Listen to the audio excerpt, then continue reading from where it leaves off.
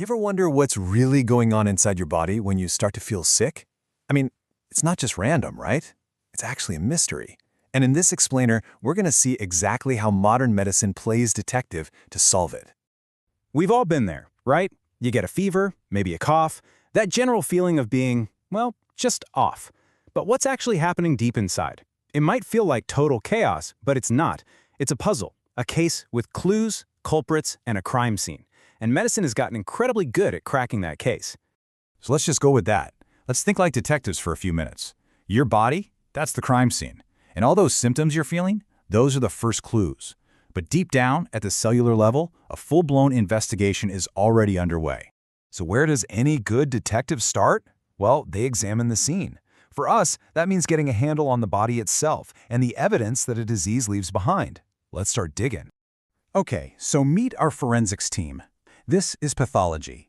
It's literally the science of looking for clues at the scene, analyzing tissues, organs, and cells under a microscope to figure out exactly what went wrong. You can think of pathologists as the people dusting for fingerprints at the cellular level. And when that forensics team gets down to the microscopic level, they are trying to answer one single crucial question. When the body was faced with a threat, say a toxin or some kind of infection, did the cells manage to adapt and fight back? Or was the stress just too much, leading to actual injury? And really, it all comes down to these two basic outcomes. On one hand, you've got cellular adaptation. This is like your cells ducking for cover. They might shrink or even multiply, anything to protect themselves. But on the other hand, if the threat is just too powerful, that's cellular injury. The cells get knocked out, and that leads to real damage or even cell death.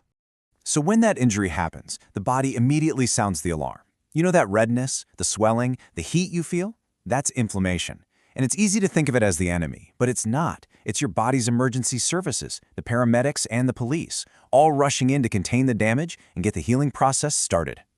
But, sometimes the crime is a lot more subtle, a bit more of an inside job, and our detectives might uncover one of the most serious cases of all, neoplasia. It all kicks off with one normal cell just going rogue. This can lead to a benign tumor, which is usually harmless, but if that growth spins out of control, it becomes malignant cancer, a true master criminal in the world of pathology. Okay, so we've analyzed the crime scene, we've seen the damage, but who or what is actually responsible?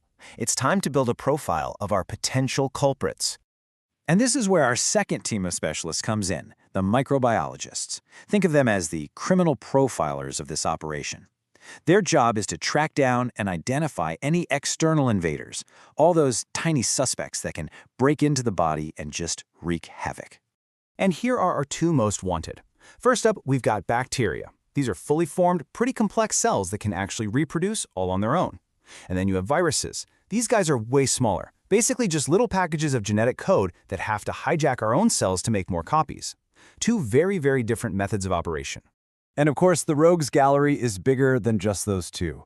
We've also got suspects like fungi and parasites, and each one has its own unique MO, its own way of causing trouble. The microbial underworld is huge, and our detectives have to know how to spot every single one of them. So let's take a closer look at that viral MO. It is like a perfectly planned heist. First, the virus infiltrates a healthy cell. Then, it hijacks the cell's internal machinery, forcing it to do nothing but replicate thousands of new viruses. And finally, they all burst out, ready to hit their next targets. It is just brutally efficient. And just when you think you have them figured out, the plot thickens. Some of these culprits are incredibly clever. They evolve, they develop what's called antimicrobial resistance. This is like a suspect learning how to disable our security systems, which makes them way harder to catch and to treat. It's one of the biggest challenges our medical detectives face today. So we have a crime scene, and we have a lineup of suspects. How do our detectives actually connect the dots? How do they prove who's responsible? Well, for that, they turn to their diagnostic toolkit. I mean, at the end of the day, it all comes down to finding that one piece of definitive proof, right? That smoking gun that links a specific suspect to the crime scene that's happening inside the body. So, how do they do it? They open up the evidence locker. They can look for blood markers, which are like chemical clues left behind by the culprit. They can take tissue biopsies, which give them a physical sample of the damage. They can even analyze the body's own alarm system, the immune response, to see who it's fighting. And with genetic sequencing, they can literally read the suspect's DNA blueprint. And this incredible toolkit isn't just for tracking down germs. It lets our detectives solve all kinds of complex cases. Things like autoimmune diseases, where the body's own security team starts attacking itself, or even hematological malignancies, which are basically cancers of the blood. All right, let's bring it all home. We've seen the crime scene, we've profiled the suspects, and we've reviewed the evidence. Let's see how our detectives finally crack the case. You know, it really all boils down to this simple idea. Pathology, our forensics team, tells us what happened, the cellular damage, the inflammation. Then microbiology, our profilers, they identify who did it, the specific bacteria or virus, and when you put those two pieces together, you finally get the full story. You get the why. And this is what the final report looks like. On one side, you've got the problem, what pathology found. On the other, you've got the cause, what microbiology identified. A complete diagnosis is what connects these two, giving doctors the critical information they need to figure out a plan. Case closed. This whole systematic process, this detective work, it's not just a cool analogy. It's literally the foundation of modern medicine. It's how we take the confusing, sometimes scary, chaotic experience of being sick and turn it into a clear diagnosis with a clear path forward. And that really brings us to a final, pretty exciting thought. With tools like AI and advanced genetic sequencing coming online, our diagnostic toolkit is getting smarter every single day.